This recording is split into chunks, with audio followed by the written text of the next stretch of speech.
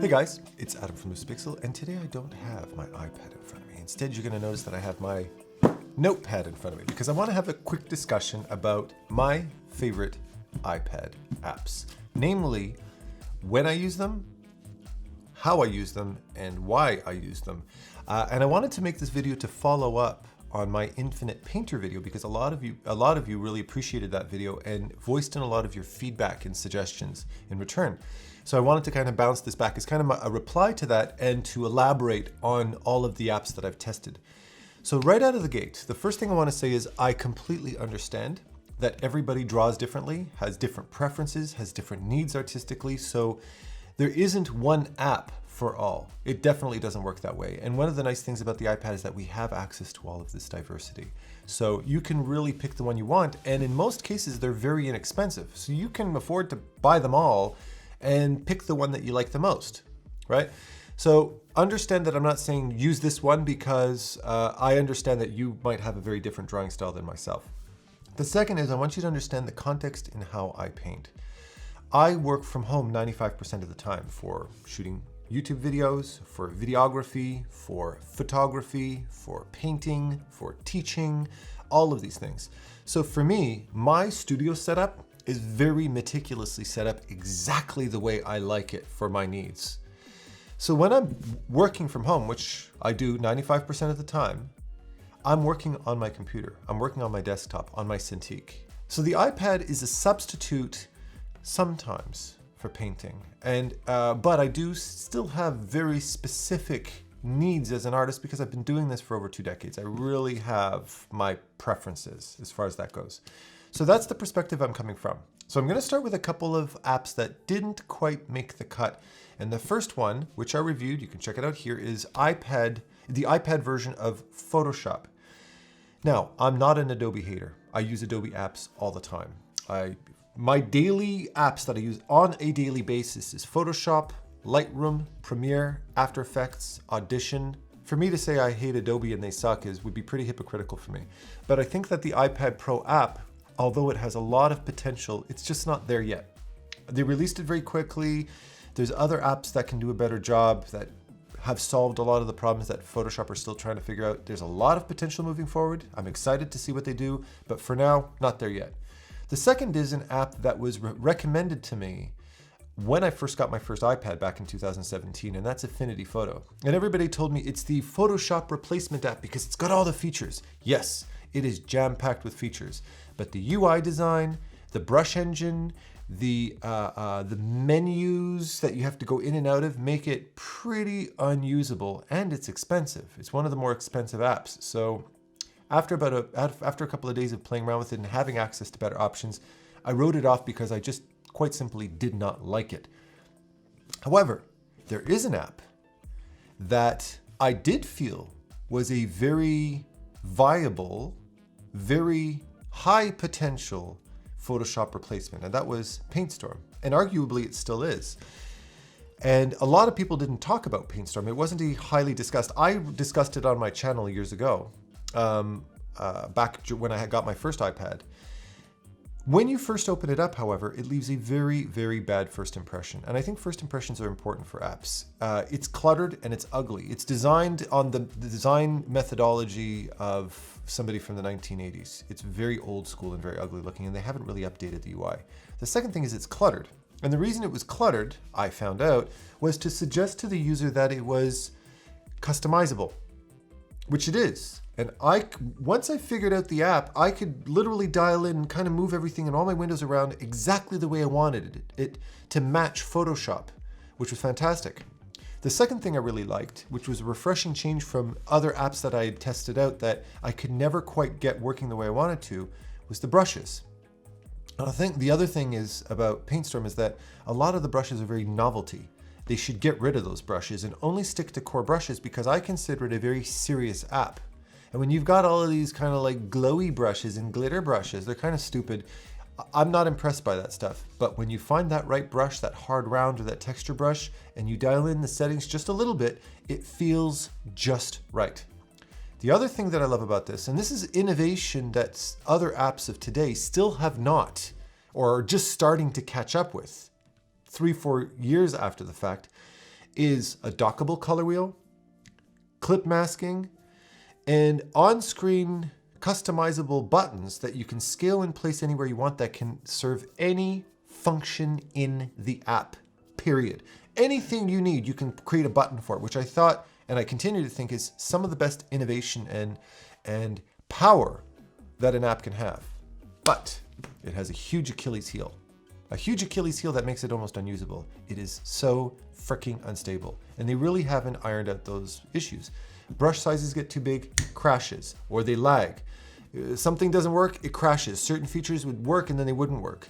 So you couldn't really rely on it for long-term work because I could get deep into a piece of artwork and then it would just go kaput on me. So if they update the UI design, make it a little bit newer and prettier looking, and they stabilize it, they iron out some of these little bugs, I think that it's still a very viable app in 2020. 2020, we're the 3rd. Happy New Year. If I haven't yet said Happy New Year, Happy New Year. Then we get into more commonly used apps. Sketchbook Pro, fantastic for line artists. Now, I'm a painter, so I'm more of a paintbrush kind of guy, but when I want to do technical drawing, the guides, the drawing tools are, to many artists, including my daughter and a lot of her classmates in her 2nd year of college in illustration, that is their go-to daily driver app, so to speak. And as far as the port from desktop to iPad, it's the most seamless transition from one to the other. If you're good on one, you're gonna be good on the other. And I really think they did a beautiful job. And again, it's a very stable app that's feature-packed, but my personal opinion, a little bit more geared towards line artists, which I haven't really been strictly a line artist since I started working in painting and digital painting, and I abandoned, to a certain degree, classical animation. Not in heart, just professionally. So that's a very good app. Then comes the top apps for the kind of artwork that I do.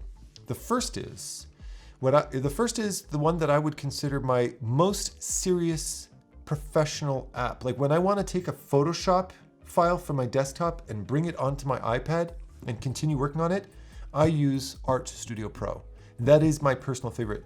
It has all the features, it has all the functionality and the stability, but most importantly, for a long time now, you've been able to import Adobe brushes, .abr files.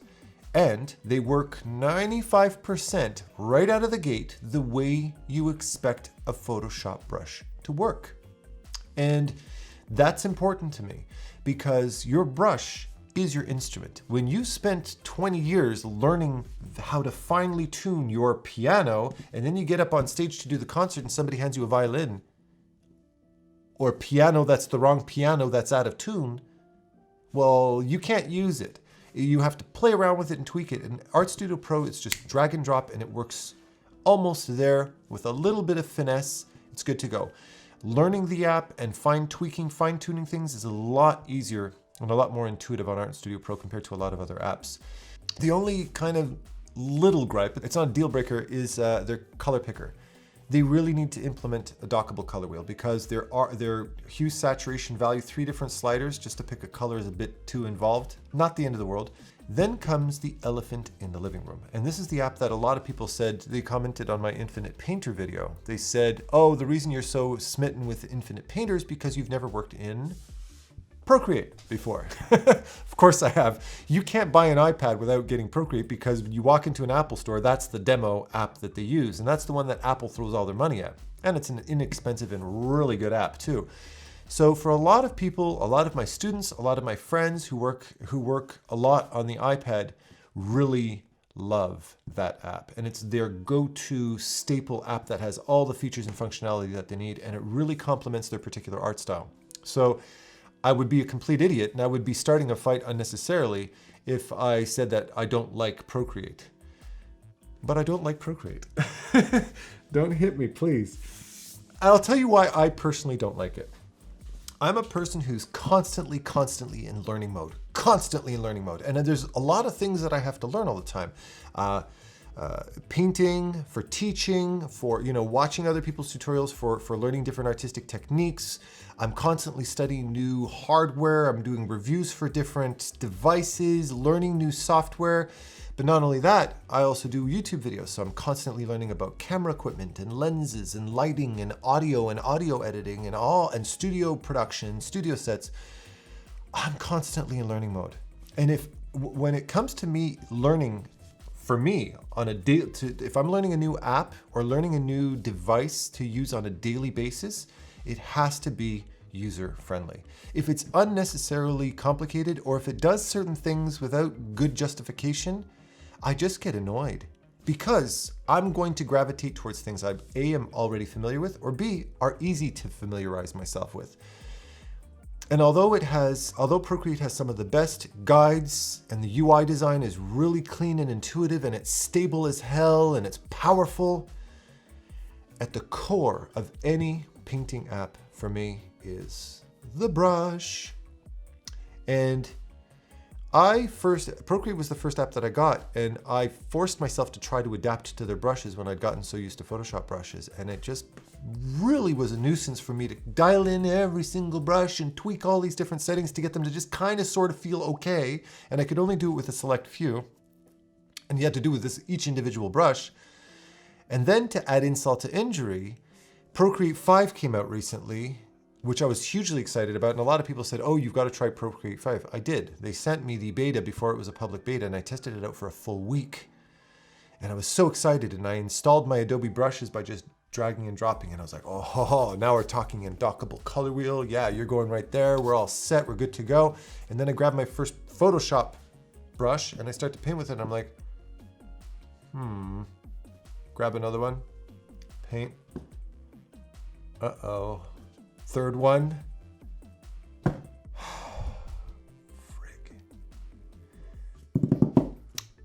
They Procreatified all my Adobe brushes. They basically made my Adobe brushes work like Procreate brushes, which I don't like.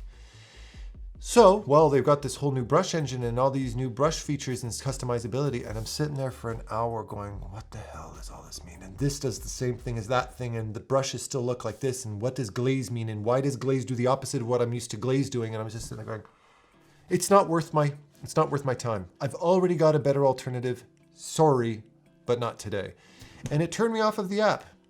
But like I said, this is personal. I already have brushes. I already have a work style and a work method that works for me. So to have to adapt to Procreate for the sake of it, it's not worth my time. It just isn't, because I have other things. I prefer Artstudio. I prefer the fact that it's much more plug and play, and I don't have to sit around and learn their culture and their terminology and their language to be able to paint. I already have a language that works best for me. And then last but not least comes Infinite Painter. Now I've already reviewed that entire app in depth. However, although endless features is not necessarily something that that matters to me. What matters to me is that the core features work the way I like them to. Here's the thing. It's got a ton of features, but you can open up that app, grab a brush, and within 15 minutes of never using it, you can have a solid working knowledge of that entire app, and everything works beautifully. It doesn't take you half an hour to get one brush to work the way you want it to. You open up the app and you have access to 50 brushes that you're all in love with. They all work well. But here's just a list off. I'm gonna quick fire this. Somebody had gotten in touch with me with a whole list of things that Infinite Painter has in terms of features. Although some people in the comments have complained, my Infinite Painter have complained about a little bit of a stability issue. They did have certain crash issues, so that's worth mentioning. Because I'm not trying to say buy this app, but I'm just gonna let you know. Okay, here goes. Dockable brush settings and tools, dockable color wheel, paper textures in HD, adjustment layers, 3D brush heads, color brushes, seamless pattern projects, curvilinear perspective, shapes and shape detection, shape mapping and perspective, canvas navigator with flip and black and white support, tone locking the color, really good implementation. You can check my review for that. Gradient and pattern fill tools, lasso fill tools with texture support, screen tone brushes, realistic watercolor brushes. Although Fresco has set the bar for watercolor brushes. They're just wow. Too bad everything else sucks about Fresco. Realistic oil paint brushes, my favorite on the iPad. Filter brushes, tons of filters, pattern array tools, 3-finger gestures, which I demonstrate in the other video. pinch group layers, cloning, line stabilization, like Lazy Nizumi essentially.